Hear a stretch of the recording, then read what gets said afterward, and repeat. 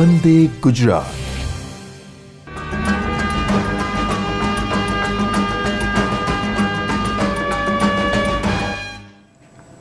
नमस्कार। Bisect studio Gandhinagar थी Shri MH विद्या मंदिर डभोड़ा घनश्याम मोदी समस्त गुजरातना धोरण 10 विद्यार्थीओने वालभरा नमस्कार। मित्रों, अर्थशास्त्र एटले एक समझवानो विषय।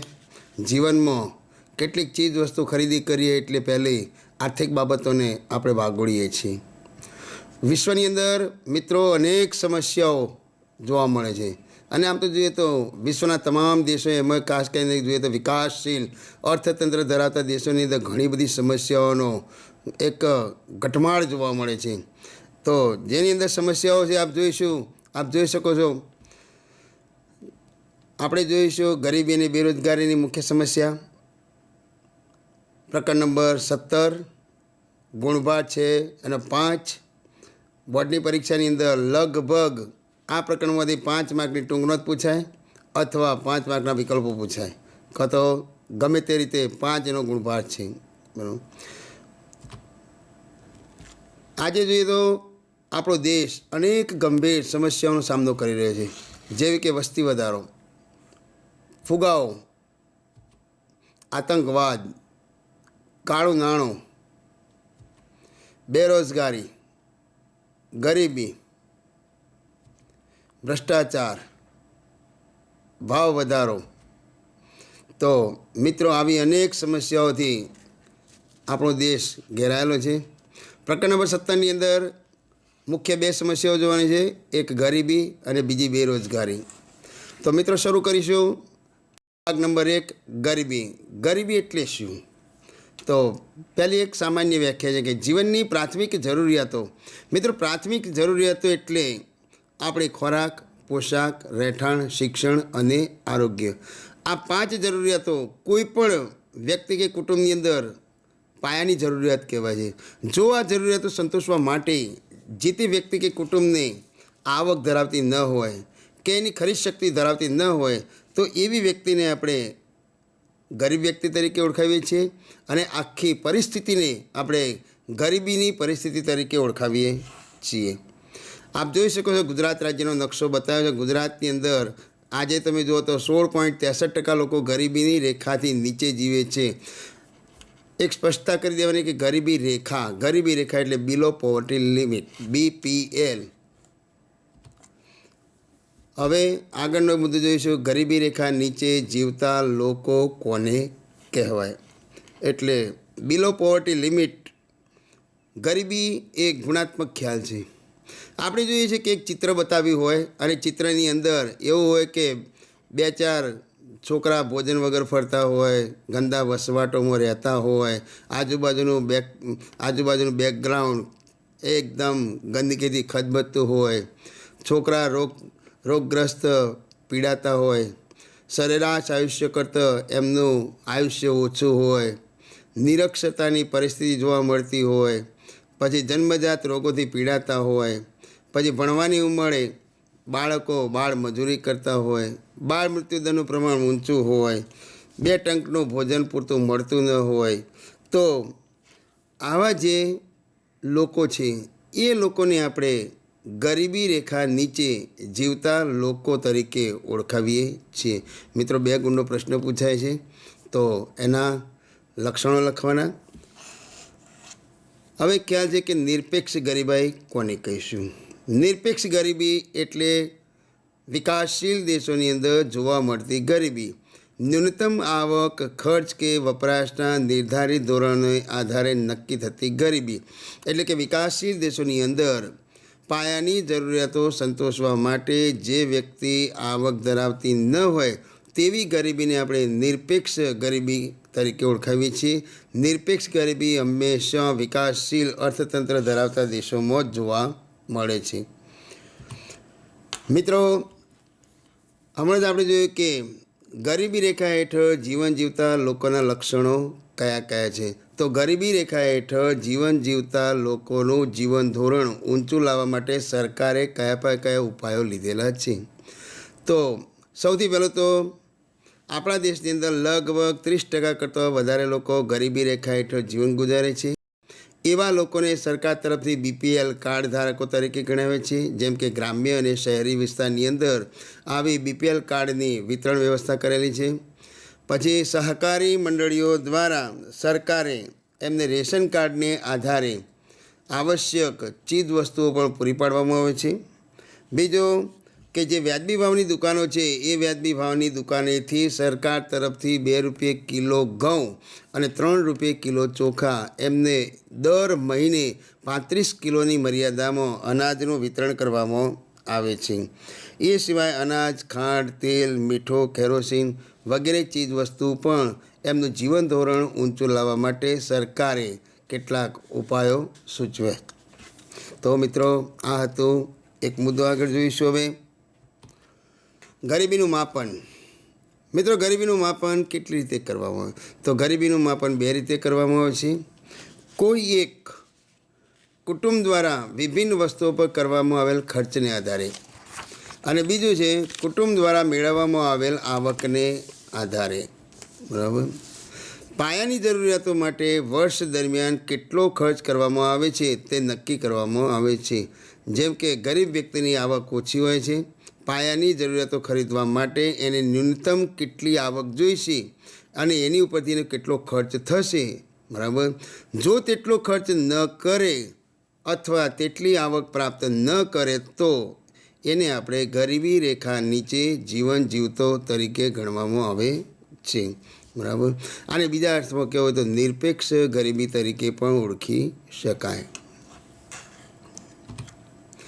હવે સાપેક્ષ ગરીબી.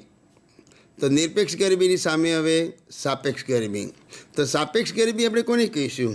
તો આજે આપણે જોઈએ છે કે ગરીબી રેખા હેઠળ જીવન જીવતા લોકોને પણ જીવન ધોરણની ચીજ વસ્તુ જોઈએ, જ્યારે ગરીબી રેખા ઉપર જીવન જીવતા લોકો એટલે કે ધનિક લોકો જે હોય એમને પણ જીવન જરૂરિયાતની ચીજ વસ્તુની જરૂરિયાત તો ઊભી થતી હોય છે જ. સમાજનો એક વર્ગ એવો છે કે એની આવક નીચી આવક કરતાં વધારે છે. એટલે કે સમાજના જુદા જુદા આવક ધરાવતા 2 વર્ગો છે. એક વર્ગ એવો છે કે એની આવક વધારે છે, એની સામે એક વર્ગ એવો છે કે એની આવક ઓછી છે. એટલે કે ઓછી આવક ધરાવતો વર્ગ અને વધુ આવક ધરાવતા વર્ગની તુલના કરવામાં આવે અને આને આપણે સાપેક્ષ ગરીબી તરીકે ઓળખાવીએ છીએ. અહીંયા મેં ઉદાહરણ આપેલું છે કે ભારતમાં ટોચના 5 થી 10% લોકોની સાપેક્ષમાં તળિયાના 5 થી 10% લોકોની આવક ઓછી છે. હવે મારે જાણવું છે, પરીક્ષામાં વિકલ્પનો પ્રશ્ન પૂછાય કે સાપેક્ષ ગરીબીની ગણતરી શામાં કરશો? તો સાપેક્ષ ગરીબીની જાણકારી આપણે સરેરાશ આવક દ્વારા શકાય છે. બરાબર. તો એક આ બાબત હતી. હવે આગળ જોઈશું ગરીબી રેખાનો આધાર. જીવનની કઈ જરૂરિયાતોને, કઈ વસ્તુઓને, સેવાઓને મૂળભૂત અને પાયાની જરૂરિયાત ગણવામાં આવે છે તેના ઉપર આધાર રાખે છે. એટલે કે આપણી જીવનની અંદર પાયાની સૌથી જરૂરિયાતો એટલે કે જીવન ધોરણ જીવવા માટે ખોરાક, પોશાક, રહેઠાણ, શિક્ષણ અને આરોગ્ય, આ પાયાની જરૂરિયાતો આપણને ગણે. અને ગરીબ વ્યક્તિ માટે આ જરૂરિયાત ખૂબ જ અગત્યની છે. તો એના વિશેની કેટલીક માહિતી જોઈશું આપણે. ગરીબી રેખાનો સૌથી પહેલો ખ્યાલ WHOના નિયામક બ્યોર્ડ ઓરે રજૂ કર્યો. મિત્રો, વિકલ્પનો પ્રશ્ન પૂછાય છે, તૈયાર કરી દેજો. ગરીબી રેખાનો ખ્યાલ સૌથી પહેલો WHOના નિયામક બ્યોર્ડ ઓરે રજૂ કર્યો, જેની અંદર એમણે કેટલીક વિગતો દર્શાવી છે કે ગરીબી રેખાની ગણતરી કરીએ ત્યારે અનાજ, વસ્ત્ર, રહેઠાણ, શિક્ષણ, આરોગ્ય, તેની પાછળ થતું ખર્ચ અને કેટલીક કેલેરી પ્રમાણને આધારે ગરીબી રેખાનું માપન કરવામાં આવે છે. તો આ ગણતરી નિયામક બ્યોર્ડ ઓરે આનો ખ્યાલ રજૂ કર્યો હતો. તો આ માહિતી હતી મિત્રો. હવે આગળ જોઈશું આપણે ગ્રામ્ય વિસ્તાર કરતાં શહેરી વિસ્તારમાં આવકનું પ્રમાણ વધુ રાખવામાં આવ્યું. કારણ શું? તો શહેરી વિસ્તારની અંદર એક તો ભાવ વધારો ઊંચો હોય, શહેરનું જનજીવન ઊંચું હોય, અનાજ, કઠોળ ઉપરાંત ફળ, મનોરંજન, શિક્ષણ, ચીજવસ્તુ, સેવા પાછળ ખર્ચ વધુ થાય. માટે જ્યારે ગ્રામ્ય વિસ્તારની અંદર અનાજ, કઠોળ જેવા પોષણક્ષમ આહાર પાછળ ખર્ચ વધુ કરવામાં આવે, જેમ કે મનોરંજન, શિક્ષણ, મોજ શોખ પાછળ ગ્રામ્ય વિસ્તારમાં ખર્ચ ઓછું થાય છે. એટલે આ હતી કેટલીક ખર્ચની બાબતમાં. હવે જોઈશું કેલરીનું પ્રમાણ. કેલરી પ્રમાણ જેટલું ન્યૂનતમ ખોરાક લેવાથી જીવન માટે જરૂરી ઉર્જા પ્રાપ્ત થાય તેને કેલરી તરીકે ઓળખવામાં આવે છે. વિશ્વ બેંકે વિકાસશીલ દેશો માટે ગ્રામ્ય અને શહેરી વિસ્તારની અંદર કેલરીનું પ્રમાણ નક્કી કર્યું. ગ્રામ્ય વિસ્તારની અંદર 2400 કેલરી, એટલે કે કેલરીનું પ્રમાણ ઊંચું, કારણ કે ગ્રામ્ય વિસ્તારની અંદર શારીરિક શ્રમનું પ્રમાણ વધુ છે. માટે ત્યાં કેલરીનું પ્રમાણ ઉંમર, કાર્યપ્રકાર, પ્રમાણ, આબોહવા, સ્ત્રી કે પુરુષને આધારે જુદું જુદું રાખવામાં આવે છે. જ્યારે શહેરોની અંદર માનસિક કામકાજનું પ્રમાણ વધારે, એટલે કે માનસિક શ્રમનું પ્રમાણ વધુ હોવાને કારણે ત્યાં શારીરિક શ્રમનું પ્રમાણ ઓછું છે, એટલે કેલરીનું પ્રમાણ ઓછું જોવા મળે છે. પરીક્ષાની અંદર આ પણ વિકલ્પનો પ્રશ્ન પૂછાય, ગ્રામ્ય વિસ્તારમાં કેલરી, શહેરી વિસ્તારમાં કેટલી કેલરી. બરાબર, તો એક આ વિગત પણ તૈયાર કરવા જેવી છે. હવે મિત્રો આગળ જોઈશું કે ગરીબીની રેખા હેઠળ જીવન જીવતા રાજ્યવાર પરિસ્થિતિ કેટલી છે ભારતમાં ગરીબી. બરાબર, તો યુએનડીપી 2015ના રિપોર્ટ મુજબ 2011-12માં ગરીબીનું પ્રમાણ કુલ વસ્તીના લગભગ 21.92% હતું, જેમાં ગ્રામ્ય વિસ્તારમાં 25.7% અને શહેરી વિસ્તારની અંદર 21.65% લોકો બરાબર ગરીબી રેખા હેઠળ જીવન જીવતા હતા. કુલ ગરીબો 26.93%, જેની અંદર ગ્રામ્ય વિસ્તારમાં 21.65, શહેરી વિસ્તારની અંદર 5.28 કરોડ લોકો ગરીબી રેખા હેઠળ જીવન. આપ જોઈ શકો છો કે ભારતમાં સૌથી વધારે ગરીબી ધરાવતું રાજ્ય પ્રથમ ક્રમે આવે છે છત્તીસગઢ રાજ્ય, 36.93%. ભારતમાં બીજા ક્રમે જોઈએ તો બિહારની અંદર ગરીબી રેખા હેઠળ જીવન જીવતું રાજ્ય. 2012માં 27 કરોડ લોકો ગરીબી રેખા નીચે જીવતા હતા. બરાબર, કુલ 121 કરોડ વસ્તીમાંથી 2011માં જ્યારે વસ્તી ગણતરી થઈ ત્યારે ભારતની વસ્તી 121 કરોડ હતી, જેમાંથી 27 કરોડ લોકો ગરીબી રેખા હેઠળ જીવન ગુજારતા હતા. તો એક આ માહિતી આપી. ભારતની અંદર 30% કરતાં વધુ ગરીબીનું પ્રમાણ ધરાવતા રાજ્યો કયા કયા છે? તો આપ જોઈ શકો છો કે ઉત્તર પ્રદેશ, મધ્યપ્રદેશ, અરુણાચલ પ્રદેશ, સિક્કિમ, અસમ. મેં નકશાની અંદર પોઈન્ટ સાથે બતાવ્યું છે કે આટલા રાજ્યોની અંદર ભારતના જે રાજ્યો છે એમાં ગરીબીનું પ્રમાણ 30% કરતાં પણ વધુ જોવા મળે છે. ભારતના કયા કયા રાજ્યોમાં ગરીબીનું પ્રમાણ ઓછું છે એની પણ માહિતી જોઈ લઈશું. જે લાલ ડોટ્સ કરેલા છે, દાખલા તરીકે જમ્મુ કાશ્મીર, પછી હરિયાણા, ગુજરાત, મહારાષ્ટ્ર, ગોવા, એ સિવાય આંધ્રપ્રદેશ, કેરળ. આ જે રાજ્યો છે એ રાજ્યોની અંદર લગભગ ગરીબીનું પ્રમાણ 30% કરતાં ઘણું ઓછું છે. એમાં પરીક્ષાની અંદર પ્રશ્ન પૂછાય કે ભારતમાં સૌથી ઓછી ગરીબી ધરાવતું રાજ્ય ખાલી જગ્યા છે, તો ગોવા રાજ્ય છે, જેમાં એનું પ્રમાણ છે 5.09%. જ્યારે સૌથી વધારે ગરીબી ધરાવતું રાજ્ય તો છત્તીસગઢ રાજ્ય છે. છત્તીસગઢ રાજ્યની અંદર 36.93% લોકો ગરીબી રેખા હેઠળ જીવન ગુજારે છે. સૌથી વધારે અને સૌથી ઓછું વિકલ્પની અંદર પ્રશ્ન પૂછાય, તૈયાર કરી દેવો. બરાબર, તો આ રીતે રાજ્યવાર ગરીબીની માહિતી જોઈએ આપણે. એક પોઈન્ટ આગળ જોઈશું કે નીચેના રાજ્યોમાં ગરીબીનું પ્રમાણ ઓછું છે. શેને કારણે? તો પંજાબ, હરિયાણા અને ગુજરાત 3 રાજ્યોની અંદર ખેતીનો વિકાસ સારો છે, અને એમાં ગુજરાતની અંદર તો છેલ્લા 10 વર્ષની અંદર તમે જુઓ તો ઇન્ફ્રાસ્ટ્રક્ચરનું પ્રમાણ ઘણું બધું વધી ગયું છે, એટલે ગરીબીનું પ્રમાણ ઘટ્યું. કેરળની અંદર શિક્ષણનું પ્રમાણ ખૂબ જ ઊંચું છે, એટલે કે માનવ સંસાધન કાર્યક્રમો હોવાને કારણે કેરળની અંદર ગરીબીનું પ્રમાણ ઘણું ઓછું છે. જ્યારે આપણા દેશની અંદર સૌથી વધારે ડાંગરનું ઉત્પાદન વર્ષમાં 3 વાર ખેતી કરવામાં આવે છે, જેવું આંધ્રપ્રદેશ રાજ્ય. તો આંધ્રપ્રદેશની અંદર અનાજનું વિતરણ મફત કરવામાં આવે છે, એટલે ત્યાં ગરીબીનું પ્રમાણ ઘણું ઓછું જોવા મળે છે. બરાબર, મિત્રો એક બાબત છે કે અહીંયા એક કારણ પરીક્ષામાં પૂછાય કે ધનિક ભારતમાં ગરીબો વસે છે, બરાબર, આવું એક કારણ પૂછાય 2 ગુણની અંદર. તો આપણે શું લખવાનું? આપણે જોઈએ કે ભારતની અંદર કુદરતી સંસાધનો અસંખ્ય પ્રમાણમાં છે, મબલક અસંખ્ય કુદરતી સંસાધનો જથ્થો છે.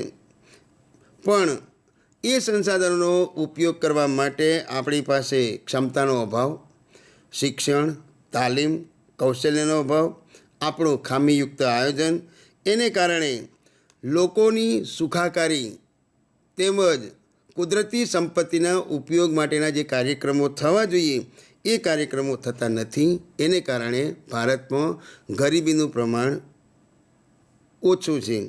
એટલી કહેવાય છે કે ધનિક ભારતમાં ગરીબો વસે છે. ભારત તો ખરેખર આમ ધનિક જ કહેવાય, કારણ કે દુનિયાના તમામ દેશોની અંદર તુલના કરવા જઈએ તો આપણા દેશની અંદર કુદરતી સંપત્તિનો જથ્થો વિપુલ પ્રમાણની અંદર છે. પણ આપણા દેશની એક નબળાઈ એ છે કે આપણામાં ક્ષમતાનો અભાવ છે, શિક્ષણનું પ્રમાણ નીચું છે. એક તો ટેકનોલોજી, પછી ટેકનિકલ શિક્ષણનો અભાવ ઓછો છે, બરાબર, પછી કૌશલ્યનો અભાવ ઓછો છે, આપણું ખામીયુક્ત આયોજન. એવા બધા મુદ્દાઓને લઈને આપણે લોકોની જરૂરિયાતોને, લોકોના સુખાકારીને આપણે પહોંચી શકતા નથી. એટલા માટે કહેવાય છે કે ધનિક ભારતમાં ગરીબો વસે છે. હવે મિત્રો એક પોઈન્ટ આગળ જોયું છે કે ગ્રામીણ ગરીબો કોણ છે અને શહેરી ગરીબો કોણ છે, આપ જોઈ શકશો. તો ગ્રામીણ ગરીબોમાં કોનો સમાવેશ કરીશું? તો જેની પાસે જમીન નથી તેવા જમીન વિહોણા, બીજું ઓછી જમીનવાળા ખેતમજૂરો, કારીગરો, નાના તથા સીમાંત ખેડૂતો, ગૃહ ઉદ્યોગ, કુટીર ઉદ્યોગ ચલાવતા કારીગરો, ભિખારીઓ, વેઠિયાઓ, પહાડી વિસ્તારમાં રહેતા લોકો, કામચલાઉ કારીગરો, અલ્પ વેતન મેળવનાર લોકો, જનજાતિ, દરિયા કિનારે વગેરે વિસ્તારની અંદર વસવાટ કરતી પ્રજા. આને આપણે ગ્રામીણ ગરીબો તરીકે ઓળખાવીએ છીએ. જ્યારે શહેરી ગરીબો એટલે કોણ? તો એક તો રોજબરોજ કામચલાઉ મજૂરો, પછી બેરોજગાર, પછી દૈનિક શ્રમિકો, પછી ઘર નોકર, રિક્ષા ચાલકો, ચા નાસ્તાની લારીવાળા, દુકાનો, હોટલો, ગેરેજની અંદર કામ કરતા મજૂરો, શ્રમિકો, ભિક્ષુકો, આ જે લોકો જે છે એ બધા લોકો શહેરોની અંદર ગરીબી રેખા હેઠળ જીવન ગુજારે છે. મિત્રો 2 ગુણનો પ્રશ્ન પૂછાય છે કે ગ્રામીણ ગરીબો અને શહેરી ગરીબો વિશે માહિતી આપો. તો આપણે આ રીતે માહિતી આપીશું.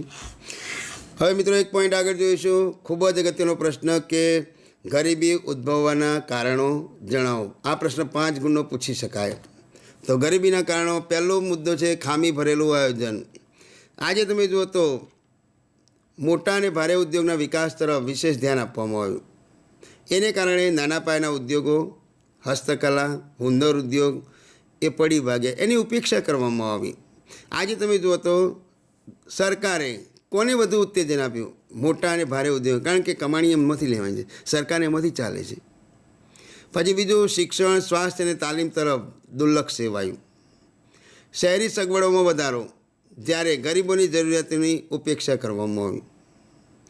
મોજ શોખની વસ્તુનું ઉત્પાદન વધારે શહેરોની અંદર, તો ગરીબોની ઉપેક્ષા કરવામાં આવી. તો આ જે ખામી ભરેલું આયોજન છે એને કારણે આજે ગરીબીની પરિસ્થિતિ જોવા મળી છે. બીજો પોઈન્ટ છે ગ્રામ્ય વિસ્તારમાં જમીનની માલિકીની અસમાન વહેંચણી અને ખેતીની ઉત્પાદકતા નીચી. આજે તમે જુઓ તો કૃષિ ક્ષેત્રે અપૂરતો વિકાસ, અપૂરતી સિંચાઈની સવલતો, પછી કેટલીક વૈકલ્પિક રોજગારીની તકોનો અભાવ, પછી બીજું ગ્રામીણ વિસ્તારના મોટાભાગના લોકો ખેતી ઉપર નિર્ભર છે, પણ ટોચના 3% ખેડૂતો પાસે વધારે જમીન છે, જ્યારે તળિયાના 55% ખેડૂતો એવા છે કે જેમની પાસે કુલ જમીનના 10% જમીન છે.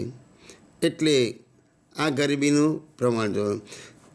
જમીનની અસમાન વહેંચણી એને કહેવાય, અને ખેત ઉત્પાદન ઓછું છે.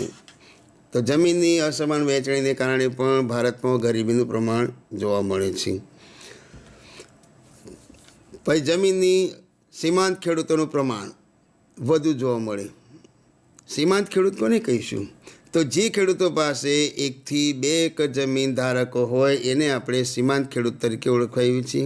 એમની પાસે ખેતીલાયક સાધનો, અદ્યતન ટેકનોલોજીનો અભાવ જોવા મળે. પછી ખેડૂતો નાના હોય, પૂરતા સમયની રોજગારી એમને ન મળે, એટલે ખેત ઉત્પાદન ઓછું થાય. બરાબર. બીજી બાજુ જે જમીનદારો છે એ જમીનદાર લોકો રોકડિયા પાકોને વધુને વધુ પ્રોત્સાહન આપે, ખાદ્ય પાકોનું ઉત્પાદન ઘટે, એટલે અનાજ કઠોળની અછત સર્જાય, વિદેશોમાંથી અનાજ કઠોળની આયાત કરવી, ભાવ વધે. બરાબર. કેટલાક ગરીબો એવા છે કે જેમને 2 ટંક ભોજન પણ મળતું નથી, વધતા જતા ભાવોને લઈને. બરાબર. મિત્રો, ત્રીજો મુદ્દો જોઈશું વિકાસના લાભોની અસમાન વહેંચણી. ખેતી ક્ષેત્રે સીમાંત ખેડૂતોને જ લાભ મળે, જેવા કે મૂડીરોકાણ, ટેકનોલોજી, સિંચાઈ, ધિરાણ, સબસિડી. આ બધા લાભ મોટા મોટા જમીનદારો કે શ્રીમંત ખેડૂતોને જ મળે છે. ગ્રામ્ય વિસ્તારના કે નાના સીમાંત ખેડૂતોને આ લાભો મળતા નથી. એવી જ રીતે ઉદ્યોગ ક્ષેત્રે તમે જુઓ તો વિકાસના લાભો આજે શહેરની અંદર આવક વૃદ્ધિનો લાભ મોટાભાગના ઉદ્યોગપતિઓને મળે છે. નાના પાયાના ગૃહ ઉદ્યોગ, લઘુ ઉદ્યોગ અને કેટલાક કુટીર ઉદ્યોગ પ્રત્યે ઉપેક્ષા સેવામાં આવે છે અને એમનો વિકાસ થઈ શકતો નથી. એનો અર્થ એવો કહેવાય કે ટેકનોલોજીમાં ફેરફાર આવતો પરંપરાગત વ્યવસાયો, કુટીર ઉદ્યોગો પડી ભાગ્યા, એને કારણે બેકારીમાં વધારો થતો જોવા મળ્યો. તો ત્રીજો મુદ્દો હતો. મિત્રો, ચોથો મુદ્દો જોઈશું જમીન સુધારાના અમલનો અભાવ. આજે જમીન સુધારા કાયદાનો ઉદ્દેશ તો જમીનની પુનઃવહેંચણી કરવાનો, પણ આ કાયદાનો હજુ અમલ થતો નથી, ઓન પેપર ઉપર જ છે. એના માટે તો આપણે જોઈએ તો વિનોબા ભાવે એક કાર્યક્રમ, ભૂદાન યજ્ઞનો કાર્યક્રમ પણ યોજ્યો, પણ એનો કોઈ જ ઉકેલ ના આવે, કોઈ જ એનો અમલ થતો નથી. એટલે અમલ ન થવાથી ગરીબ ખેડૂતોનો ઉદ્ધાર થઈ શકતો નથી. બીજું, જમીન વિહોણા ખેડૂતોને જમીન ફાળવવા સરકાર પાસે જમીન નથી. બરાબર. સરકારે કાયદો ઘડ્યો કે જમીન ટોચ મર્યાદા, અમુક મર્યાદા કરતાં વધારે જમીન ધરાવતા જે જમીન માલિકો હોય, જે જમીનદારો, એમની પાસે સરકાર ન્યૂનતમ ભાવે જમીનની ખરીદી કરે અને જમીન વિહોણા ખેડૂતોને જમીન સરકાર એમને આપે. પણ સરકાર પાસે લેવા ખરીદવા માટે જમીન જ નથી, ક્યાંથી લે?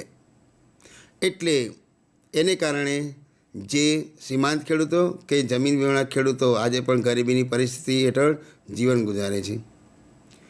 ખેડૂતો પાસે ખેતીના અદ્યતન સાધનો કે ઓજારો નથી, એને કારણે એટલે કે ટેકનોલોજીનો અભાવ. સિંચાઈ, આજે તમે જુઓ તો સિંચાઈ, રાસાયણિક ખાતર, દવા, બિયારણ, બરાબર, યાંત્રિક સાધનો કેટલા બધા મોંઘા. હવે સીમાંત ખેડૂત ક્યાંથી ખરીદે? સીમાંત ખેડૂત પાસે જમીનનો એક ટુકડો નાનો હોય, હવે જમીનના ટુકડામાં એક ભાગમાં તે પોતે મકાન બાંધીને રહેતો હોય, વધી જમીન એમાં ખેતી કરતો હોય, ક્યાંથી આટલું ખરીદી કરી શકે? એને કારણે ખેતીથી વંચિત રહે, ગરીબી જોવા મળે. ગામડાની અંદર રોજગારીના બીજા કોઈ વિકલ્પો નથી ખેતી મજૂરી સિવાય. એક તો પાછું કુદરત રૂઠે, વરસાદની અનિયમિતતા અને અનિશ્ચિતતા હોય, એને કારણે પણ ઘણી વખતે ખેત ઉત્પાદન ઓછું જોવા મળે. ગામડાની અંદર રોજગારી ન મળે, એટલે ગરીબીની પરિસ્થિતિ જોવા મળે. આગળનું કારણ જોઈશું સામાજિક કારણો. એમાં પહેલું નિરક્ષરતા, કાયદા અને જાણકારીનો અભાવ હોય, સ્વતંત્ર રોજગારી સર્જી શકતા નથી, પોષણક્ષમ આહારના અભાવે કાર્યક્ષમતા ઓછી હોય. મૂળ પ્રશ્ન નિરક્ષરતા છે. અને મિત્રો, તમને એટલે સુધી કહું કે કોઈ પણ સમસ્યાનું જો મૂળ હોય તો નિરક્ષરતા છે, અને નિરક્ષરતાને કારણે જ આ બધી સમસ્યાઓ આપણને જોવા મળે છે. તો એક આ મુદ્દો છે. લાચારીનો લાભ બેજવાબદાર અધિકારીઓ અને સ્થાપિત હિતો લેતા હોય છે. બીજો, સામાજિક કારણની અંદર પોતાના હકો લડવા માટે આપણી પાસે સંગઠન નથી હોતું, એને કારણે આજે ગરીબોનું શોષણ થતું જોવા મળે છે. વસ્તી વૃદ્ધિનો દર વધ્યો, મૃત્યુદર ઘટ્યો, સરેરાશ આયુષ્ય વધ્યું, શ્રમની કુલ માંગ કરતાં શ્રમનો પુરવઠો વધ્યો, બેરોજગારી વધી, એટલે એની સામે ઉત્પાદન ઓછું, ભાવ વધ્યા, ખરીદ શક્તિમાં ઘટાડો થયો, જીવન ધોરણ કથર્યું, એટલે ગરીબી જોવા મળી. કુટુંબનું કદ મોટું, વધુ બાળકો, રોજગારીની તકો ઓછી, ખાનાની સંખ્યા વધારે, તેથી પરિસ્થિતિ જોવા મળી ભૂખમરો. બરાબર. કુટુંબનું કદ મોટું એનો અર્થ વસ્તી વધારો. આગળ જોઈશું સમાજ વ્યવસ્થા. આજે તમે જુઓ તો અનેક જ્ઞાતિઓની અંદર વર્ગોમાં છૂત અછૂતના ખ્યાલો, રૂઢિગત રીત રિવાજો, જડ માન્યતાઓના કારણે શ્રમ પ્રધાન રોજગારી કરવાની ફરજ પડે. એમાં મોટામાં મોટું કારણ હોય તો આપણું સામાજિક પછાતપણું, દહેજ પ્રથા, લગ્નો પાછા થતા વૈભવી ખર્ચા, આવક ઓછી હોય, ધામધૂમથી લગ્ન કરવાના હોય, જમીન ટૂંકી હોય, જમીન ગીરવે મૂકવી પડે અને પાછળથી પરિસ્થિતિ થાય ગરીબીની. તો આવા રૂઢિગત રીત રિવાજો, જડ માન્યતાઓને કારણે આજે આપણા સમાજની અંદર ગરીબીની પરિસ્થિતિ જોવા મળે છે. બીજું ભાવ વધારો. આજે તમે જુઓ તો જેમ જેમ માનવ વસ્તી વધે એટલે માનવ જરૂરિયાતો વધે, એની સામે ઉત્પાદન ઓછું જોવા મળે. ચીજ વસ્તુના ભાવ આજે અંકુશમાં રાખી શકાતા નથી. ચીજ વસ્તુના ભાવ વધે એટલે ખરીદ શક્તિમાં ઘટાડો થાય, પાયાની જરૂરિયાતો સંતોષવામાં નિષ્ફળતા મળે, એટલે ગરીબીની પરિસ્થિતિ જોવા મળે. ધીમો કૃષિ વિકાસ. આજે સિંચાઈની અપૂરતી સગવડો, ખેડ ખાતર અને પાણીની અપૂરતી સગવડ, ટેકનોલોજીનો અભાવ, આવી બધી પરિસ્થિતિને કારણે આજે ખેતીનો વિકાસ ખૂબ જ ધીમો છે. એને કારણે ગરીબીની પરિસ્થિતિ સર્જાય છે. આજે તમે જો તો આપણા દેશની અંદર કેટલાક બાળકો, કુપોષણથી પીડાતા લોકો જે જુદા જુદા રોગોના શિકાર બને છે. રોગોમાં સપડાય એટલે આરોગ્ય વિષયક ખર્ચો વધે, એની આવકમાં કોઈ વધારો ન હોય, સારવાર દવા પાછળ ખર્ચા વધે, એની પાસે ખર્ચ કરવાના નાણાં ન હોય, એને કારણે ગરીબીની પરિસ્થિતિ જોવા મળે. બીજો, આજે અદ્યતન ટેકનોલોજી. તો ટેકનોલોજીમાં ફેરફાર આવતો આજે પરંપરાગત વ્યવસાયો પડી ભાગ્યા, કુટીર ઉદ્યોગો, નાના લઘુ ઉદ્યોગો પડી ભાગ્યા. એને કારણે જે નાના પાયાના ઉદ્યોગોના માલિકો હતા એ બધા માલિકો બેરોજગાર બન્યા, મજૂરી કરવાનો વારો આવ્યો, મજૂરી પૂરતા સમયમાં ન મળે, એને કારણે ગરીબીની પરિસ્થિતિ જોવા મળે. મિત્રો, આ પ્રશ્ન 5 ગુણનો પૂછાય છે. તો કશું ના આવડે તો એના ટાઇટલ તૈયાર કરી દેજો, તો પણ તમને 50% માર્ક્સ મળશે મિત્રો. હવે આગળ જોઈશું ગરીબી નિવારણની વ્યૂહરચના, સરકારે લીધેલા ઉપાયો. 4 પ્રકારની વ્યૂહરચના છે ગરીબી નિવારણ અટકાવવા માટેની. 4 પ્રકારની યોજનાઓ. મિત્રો, આપણે જોઈએ છીએ કે અત્યારે હાલ 12મી પંચવર્ષ યોજના ચાલે છે અને 12મી પંચવર્ષ યોજનાની અંદર જે ગ્રામીણ ક્ષેત્રમાં કરવાની ઉપેક્ષા સૌથી મહત્ત્વની જવાબદાર છે. બરાબર. આપણે જોઈએ છીએ કે ભારતમાં સાચો આર્થિક વિકાસ, સામાજિક વિકાસ અને સાંસ્કૃતિક વિકાસ ગામડા દ્વારા જ થતો હોય છે. હવે વર્તમાન સરકારે ગ્રામોદયથી ભારતોદયની કાર્યક્રમ ગ્રામોદ્ધાર થકી દેશોદ્ધારના મૂળ વિચારને અમલમાં મૂકીને કેન્દ્ર અને રાજ્યના ગરીબોને ગરીબી રેખા હેઠળથી ઉપર લાવવા માટે કેટલીક યોજનાઓ, કાર્યક્રમો અમલમાં મૂક્યા છે. રોજગારીની તકો નવી નવી ઊભી કરવામાં સરકારને કેટલીક સફળતા પણ મળી છે અને આંશિક ગરીબીમાં ઘટાડો થયો હોય એવું જોવા મળે છે. બરાબર. આપણે જોયું હતું કે આઝાદી પછીના વર્ષોના આયોજનમાં ભારત સરકારનો મુખ્ય સૌથી પહેલો ઉદ્દેશ હતો ગરીબી હટાવો. સરકારે મોટા પાયાના અને ભારે અને ચાવીરૂપ ઉદ્યોગો ઉપર વિશેષ જોગ આપ્યો હતો. એને કારણે આજે નાના પાયાના ઉદ્યોગો પડી ભાગ્યા. તો 4 પ્રકારની વ્યૂહરચનામાં પહેલો ઝડપી આર્થિક વિકાસ. આયોજનની અંદર મોટા અને ભારે ઉદ્યોગોને પ્રોત્સાહન આપવાથી અને દેશમાં હરિયાળી ક્રાંતિને કારણે રોજગારી, આવકની તકોમાં વધારો થશે એવી સરકારની અપેક્ષા હતી. ધનિક વર્ગને લાભો પહોંચાડવાથી દેશના ગરીબો સુધી આ લાભો પહોંચે છે, તેથી ગરીબોની અવસ્થામાં ફેર પડે છે. બરાબર. પરંતુ આજે આપણે જોઈએ છીએ કે સરકારે કૃષિ વિકાસ ઉપર પૂરતું ધ્યાન નહીં આપ્યું. મંદ આર્થિક વિકાસ અને વિકાસના લાભોની અસમાન વહેંચણીને કારણે આજે ગરીબીમાં કોઈ ઘટાડો થઈ શક્યો નથી. બરાબર. એટલે જો ગરીબી ઘટાડવી હોય તો કૃષિ ક્ષેત્ર પર પૂરું ધ્યાન આપવું જોઈએ, નાના પાયાના ઉદ્યોગોને વિશેષ મહત્ત્વ આપવું જોઈએ કેટલીક ગરીબલક્ષી યોજનાઓ દાખલ કરવી જોઈએ. આ બધું પહેલા મુદ્દાની અંદર હતું. બીજો મુદ્દો છે ખેડૂત અને ગણોતિયા માટેની જોગવાઈઓ. જમીનદારી પ્રથાની નાબૂદાઈ, એટલે કે જે જમીનધારકો, જે મોટા જમીનદારો, એ જમીનદારો પાસેથી સરકાર જમીન લઈ લે, ગણોતદારો દાખલ કરે, એટલે કે ખેડૂતોની જમીનનો કાયદો દાખલ કરવામાં આવે. જમીન ટોચ મર્યાદાનો કાયદો દાખલ કરવામાં આવે. ફાજલ જમીન ભૂમિહીન ખેડૂતોને વેચવામાં આવે. ગણોત નિયમન ધારો દાખલ કરવામાં આવે. જમીનના ખેડ હકની દરેકને સલામતી આપવામાં આવે. જમીન હકનું સીમાંકન નક્કી કરવામાં આવે. જમીનની અંદર લગતા તમામ સુધારા કરવામાં આવે. તો ખેડૂત અને ગણોતિયા માટેની જે જોગવાઈઓ છે એ જોગવાઈઓ જો સરકાર તરફથી જોગવાઈઓ કરવામાં આવે તો ચોક્કસ નાના સીમાંત ખેડૂતોને લાભ થઈ શકે અને એ ખેડૂતો ગરીબી રેખા હેઠળથી ગરીબી રેખા ઉપર આવી શકે. હરિયાળી ક્રાંતિ પણ એમની સર્જાય. તો એક આ કાર્યક્રમ હતો, બરાબર.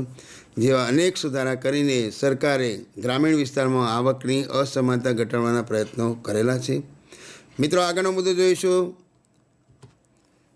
ખેતી આધારિત તથા યંત્રનો ઓછો ઉપયોગ હોય તેવા ઉદ્યોગોને પ્રોત્સાહન. તો સરકારે ખેતીને તો વિશેષ મહત્ત્વ આપેલું જ છે, પણ મોટા પાયાના ઉદ્યોગોની કમ્પેરિઝનમાં ઊભા રહેવા માટે સરકારે લઘુ અને ગૃહ ઉદ્યોગોને પ્રોત્સાહન આપ્યું. જેવા કે ખેતી આધારિત ડેરી, પશુપાલન ઉદ્યોગ, કેટલીક સિંચાઈ યોજનાઓ, ગૃહ અને લઘુ ઉદ્યોગ, શ્રમ પ્રધાન ઉદ્યોગને પ્રોત્સાહન આપવામાં આવ્યું. કાયદા દ્વારા કેટલીક ચીજ વસ્તુનું ઉત્પાદન ગૃહ લઘુ ઉદ્યોગ માટે અનામત રાખવામાં આવ્યું છે. કેટલીક બાબતો સરકારે જાહેર વિતરણ પ્રણાલી PDS હેઠળ વ્યાજબી ભાવની દુકાનો FPSS દ્વારા નિયત જથ્થામાં રાહત દરે ઘર આંગણે પૂરી પાડીને જીવન ધોરણ ઊંચું લાવવાનો પણ પ્રયત્ન કરવામાં આવ્યો છે.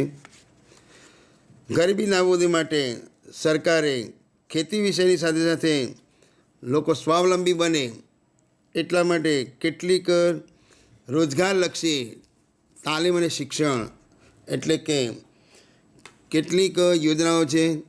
અન્ય પગલાઓમાં જોઈશું આપણે આવકની અસમાનતા દૂર કરવા માટે સરકારે કેટલાક ઉપાયો હાથ ધર્યા છે. ગરીબો અને મધ્યમ વર્ગને પોસાય માટે ધનિકો ઉપર અને કેટલાક મધ્યમ વર્ગ ઉપર કર નાખવામાં આવે છે. મોજ શોખની વસ્તુ પર કર વધારી નાખવામાં આવે.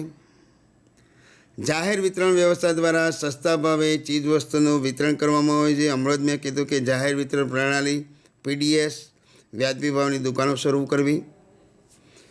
એના પછી રોજગારીની તકો, ટેકનિકલ અને વ્યવસાયલક્ષી અભ્યાસક્રમો ઉપર વધુને વધુ ભાર આપવો. રોજગારીના નવા નવા ક્ષેત્રો ખોલવા. પછી કલ્યાણકારી સ્વરોજગારીના કાર્યક્રમો યોજવા.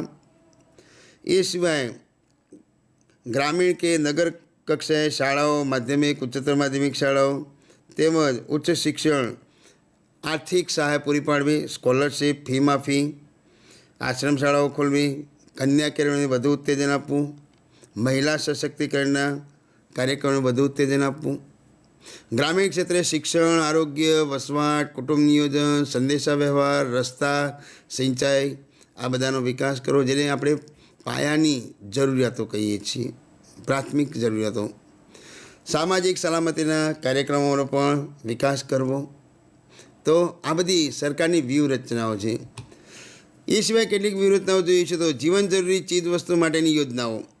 તો જીવન જરૂરી ચીજ વસ્તુ માટેની યોજનાઓને સરકાર આજે આપણા દેશની અંદર જુઓ તો 4,55,000 કરતાં પણ વધુ સસ્તા અનાજની દુકાનો છે, જ્યાંથી ગરીબી રેખા હેઠળ જીવન જીવતા લોકોને જીવન જરૂરિયાતની ચીજ વસ્તુઓ પૂરેપૂરી મળી રહે છે. પછી જે લોકો શિક્ષણ મેળવેલું છે અને બેરોજગાર છે, તો એવા લોકોને સરકાર તરફથી ટેકનિકલ અને કેટલુંક ઉચ્ચતર માધ્યમિક શિક્ષણ તેમજ કેટલીક કોલેજ કક્ષાનું શિક્ષણ આપીને એમને રોજગારી આપવાનો પ્રયત્ન કરવામાં આવે છે. આવી પણ સરકારની યોજના. રોજગાર વિષયક માહિતી પૂરી પાડવામાં આવે. મહિલાઓ માટેની કેટલીક યોજનાઓ, દાખલા તરીકે મહિલા શિક્ષણ આજે સરકારે મફત કરેલું છે. મહિલાઓને 33% અનામતની જોગવાઈઓ આપેલી છે. પછી મહિલાઓ માટે કેટલીક સરકારની કેટલીક જોગવાઈઓ કે જેવી કે ટેકનિકલ અને ઉચ્ચ શિક્ષણની કેટલીક માહિતી પૂરી પાડવામાં આવે છે. બરાબર.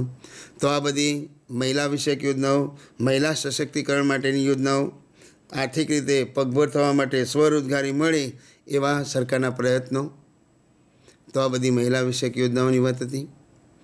ગ્રામોદયથી ભારતોદયની કેટલીક યોજનાઓ અને શિક્ષણની સુવિધાઓ.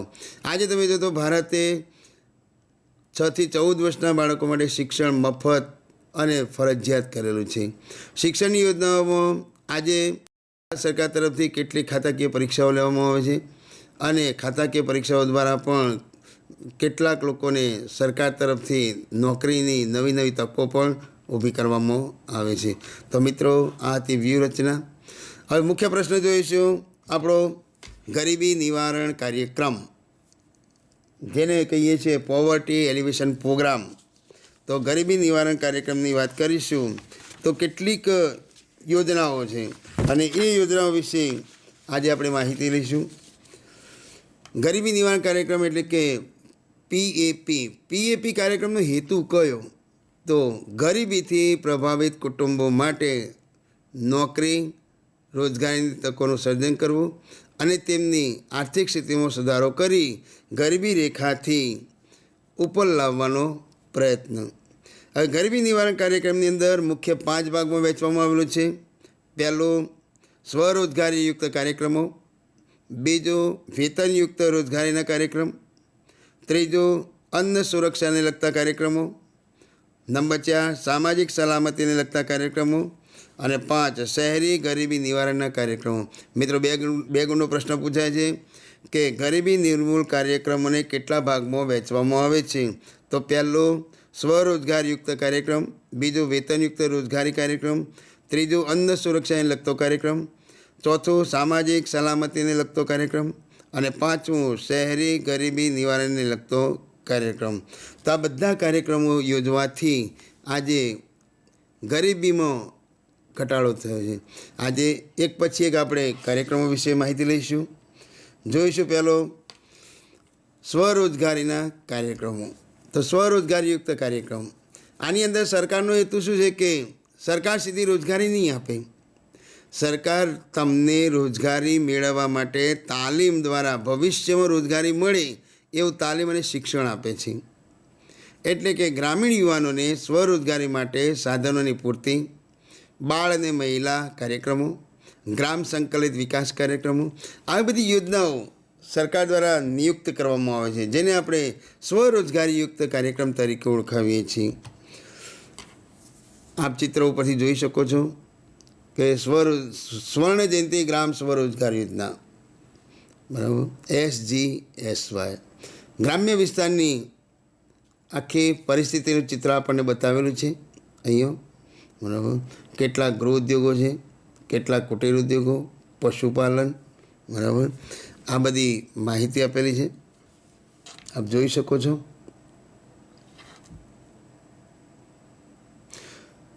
આ બધું વ્યવસાય કરવા માટે સરકાર તરફથી તાલીમ અને શિક્ષણ આપવામાં આવે. એ સિવાય સરકાર તરફથી જે શિક્ષિત બેરોજગારો હોય એમને કેટલીક વખતે બેન્કો દ્વારા આર્થિક સહાય પણ પૂરી પાડવામાં આવે છે. મિત્રો,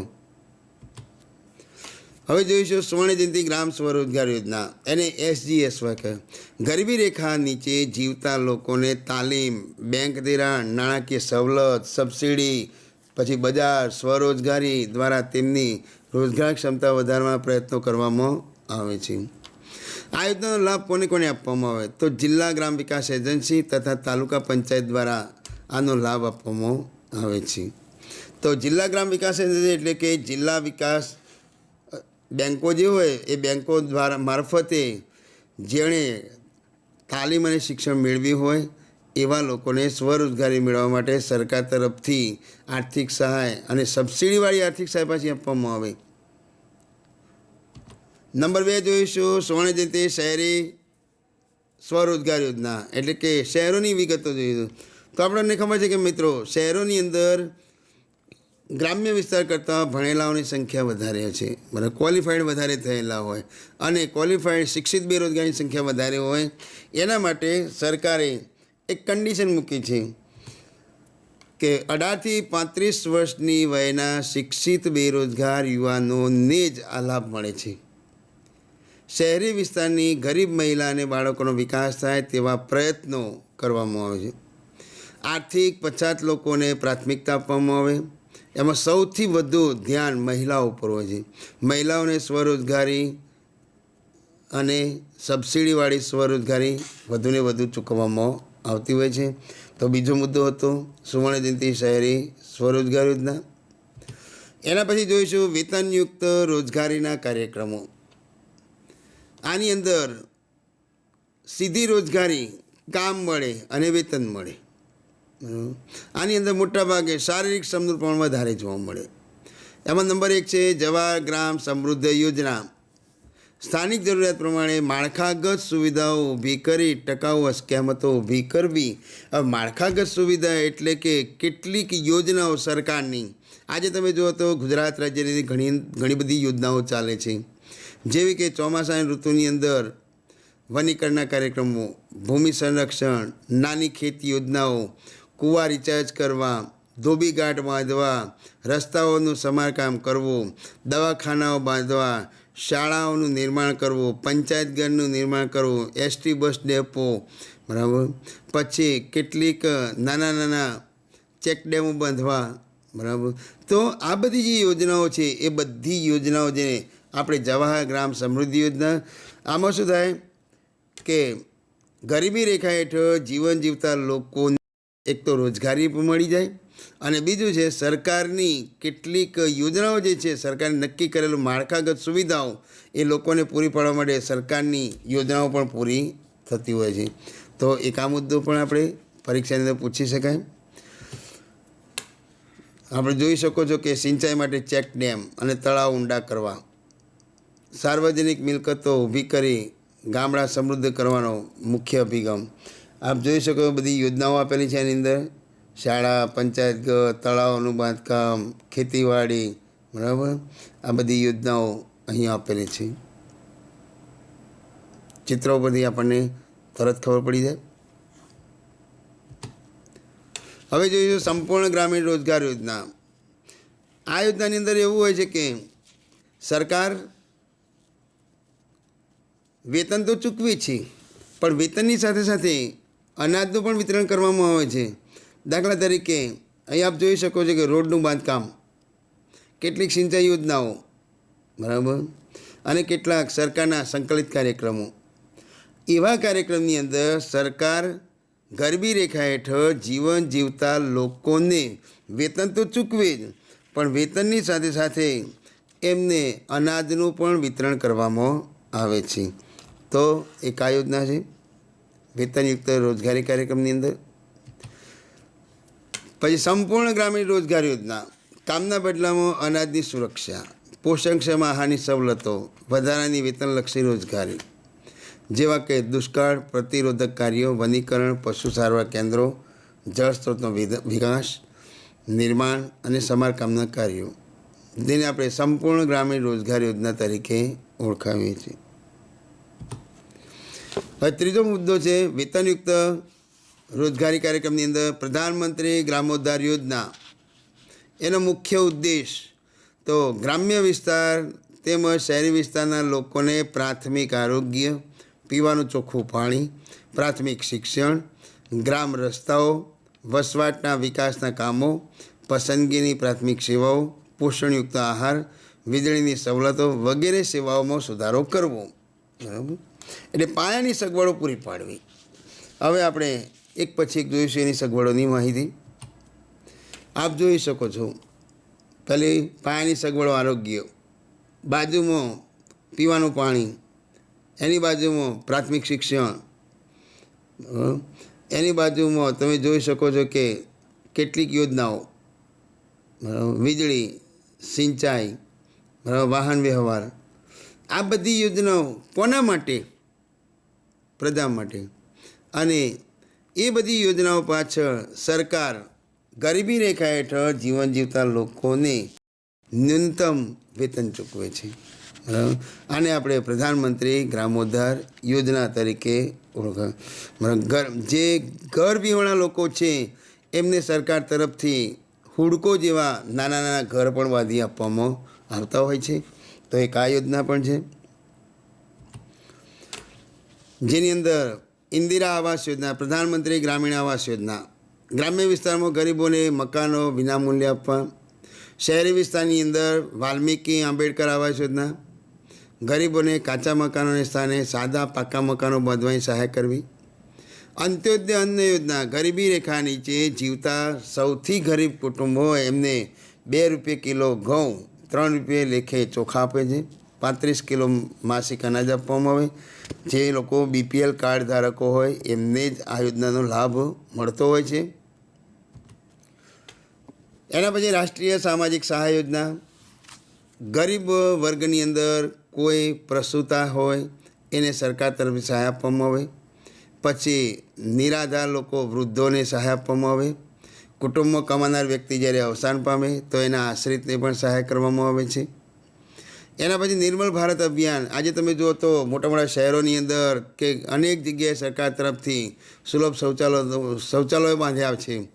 તો કેન્દ્ર અને રાજ્ય સરકાર સહાય આપીને આનું નિર્માણ કરે છે અને એમને ચલાવવા માટે આપે છે, ગરીબીનું પ્રમાણ ઘટે.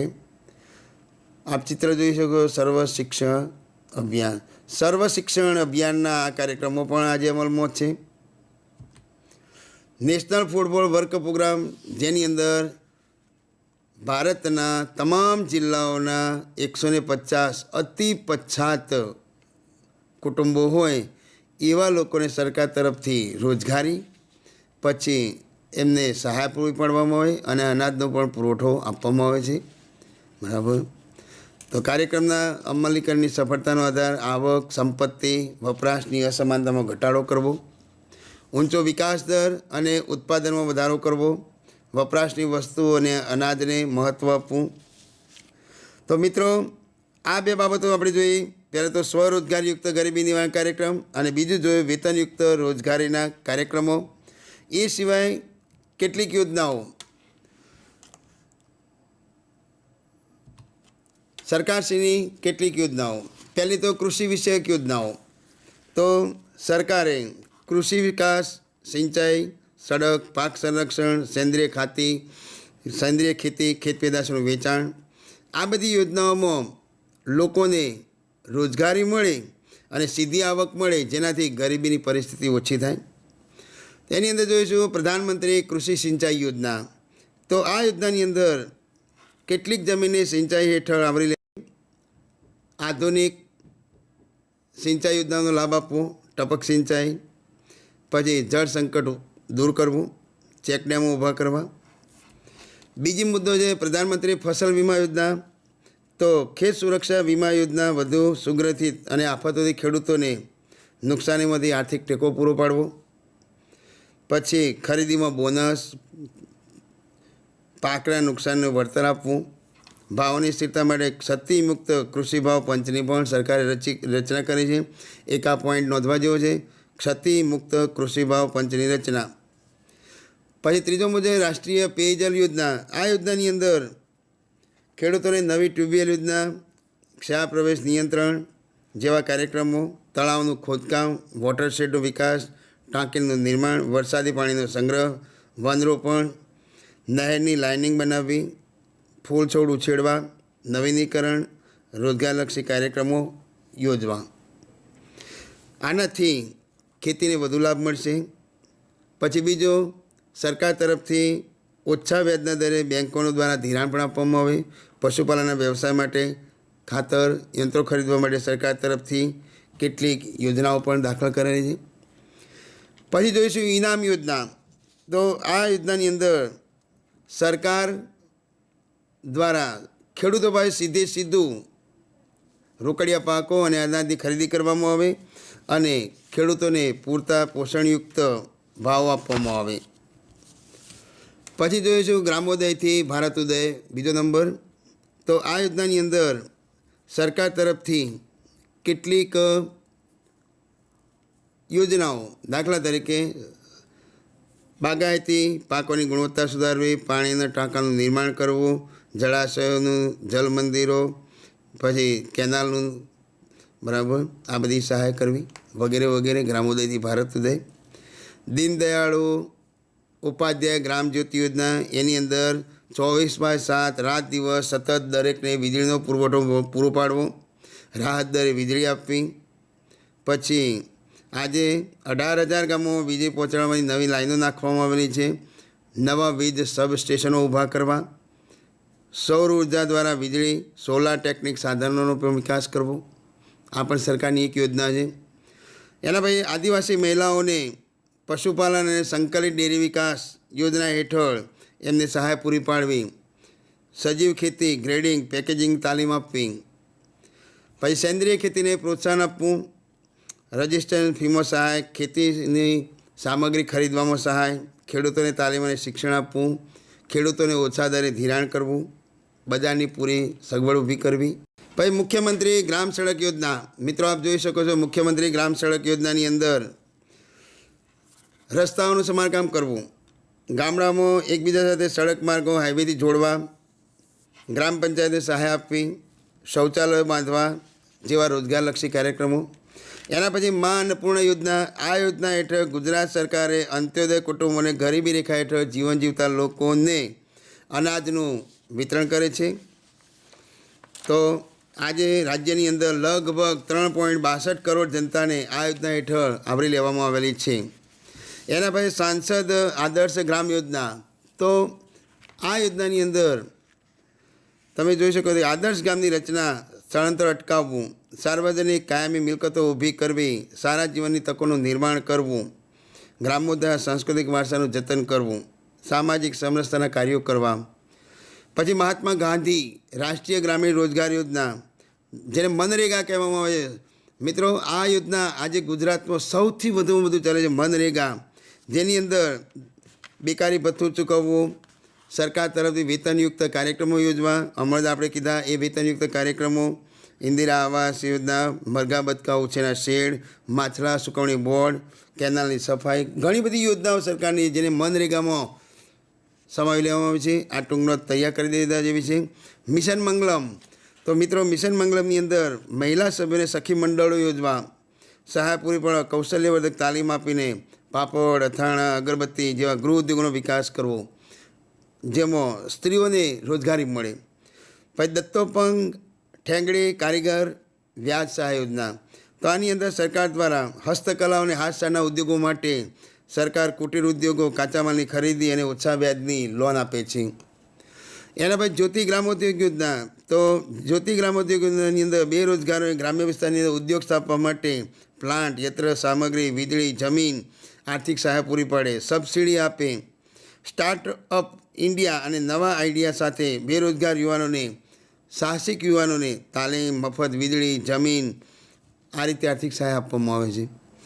એના પછી બાજપાઈ બેન્કેબલ યોજના, તો આ યોજનાની અંદર 18 થી 65 વર્ષ સુધી 4થું ધોરણ પાસ હોય એવા લોકોને તાલીમ આપવી, ઉદ્યોગ માટે કે વારસાગત કારીગરો માટે નિયત રકમનું ધિરાણ પૂરું પાડવું, જેને સ્વરોજગારી કાર્યક્રમ તરીકે ઓળખવામાં આવે છે. અને મિત્રો છેલ્લો મુદ્દો છે કે એગ્રો બિઝનેસ પોલિસી 2016માં રાજ્ય સરકારે પ્રોસ્ટેડ ફૂડ પ્રોડક્ટના નિકાસમાં સહાય, એગ્રો ફૂડ પ્રોસેસિંગ યુનિટો સ્થાપીને આજે આપણા દેશની અંદર લગભગ 10 લાખ લોકોને રોજગારી પૂરી પાડવાની યોજના છે. તો મિત્રો આ બધી યોજનાઓ અત્યારે હાલ વર્તમાન સરકાર દ્વારા ચાલુ છે અને આ યોજનાઓ દ્વારા આજે ગરીબી રેખા હેઠળ જીવન જીવતા લોકોને ઘણી બધી આર્થિક સહાય મળે છે. સરકાર તરફથી ગરીબી રેખા હેઠળ જીવન જીવતા લોકોને સરકાર તરફથી કેટલીક યોજનાઓ, કાર્યક્રમો યોજે છે, જેની અંદર સૌથી મોટો વેતનયુક્ત રોજગારી કાર્યક્રમ અને કેટલીક સરકારની મહિલાઓ માટેની યોજનાઓ, બરાબર. તો આ બધી યોજનાઓ જેમાંથી આજે આપણે ગરીબી રેખા હેઠળ જીવન જીવતા લોકોને તમામ પ્રકારની રાહતો મળે. આ હતા મિત્રો ગરીબી નિવારણ કાર્યક્રમ PAP. તો આ ટૂંકનો લગભગ 5 માર્કની પૂછાય. કશું ના આવડે તો એના 14 મુદ્દા તૈયાર કરી દેશો. 14 મુદ્દા તૈયાર કરશો એટલે તમને લગભગ 5 ગુણમાંથી 3 માર્ક આરામથી મળશે. તો આ પ્રકારનો પહેલો વિભાગ જોયો આપણે ગરીબી, શરૂઆત કરી હતી ગરીબીનો ખ્યાલ, ગરીબી રેખા હેઠળ જીવન જીવતા લોકોના લક્ષણો, પછી એમના માટે સરકારી યોજનાઓ, ગરીબીનું માપન જોયું, નિરપેક્ષ ગરીબી સાપેક્ષ ગરીબીનો ખ્યાલ જોયો, ગરીબીની આંકડાકીય માહિતી ભારતમાં એનું સ્વરૂપ જોયું. એના પછી આપણે જોયું કે ભારતની અંદર ગરીબી ઉદ્ભવવાના કારણો કયા કયા હતા એની માહિતી થઈ. પછી ભારતમાં ગરીબી નિવારણ માટેની વ્યૂહરચનાઓની વાત કરી. અને છેલ્લે જો મુખ્ય આપણે મુદ્દો જોયો કે ગરીબી નિવારણ કાર્યક્રમ PAP, એની અંદર અનેક યોજનાઓ જોઈ. સ્વરોજગારયુક્ત ગરીબી કાર્યક્રમ, પછી વેતનયુક્ત ગરીબી નિવારણ કાર્યક્રમ, અન્ન સુરક્ષા યોજના, આવા અનેક કાર્યક્રમોની આપણે સરસ મજાની માહિતી મેળવી. તો વિભાગ 1 પૂરો થયો. હવે મિત્રો નેક્સ્ટ ટાઈમ જ્યારે પણ મળીશું ત્યારે આપણે બીજો વિભાગ બેરોજગારી વિશે જોઈશું. આવજો. અસ્તુ.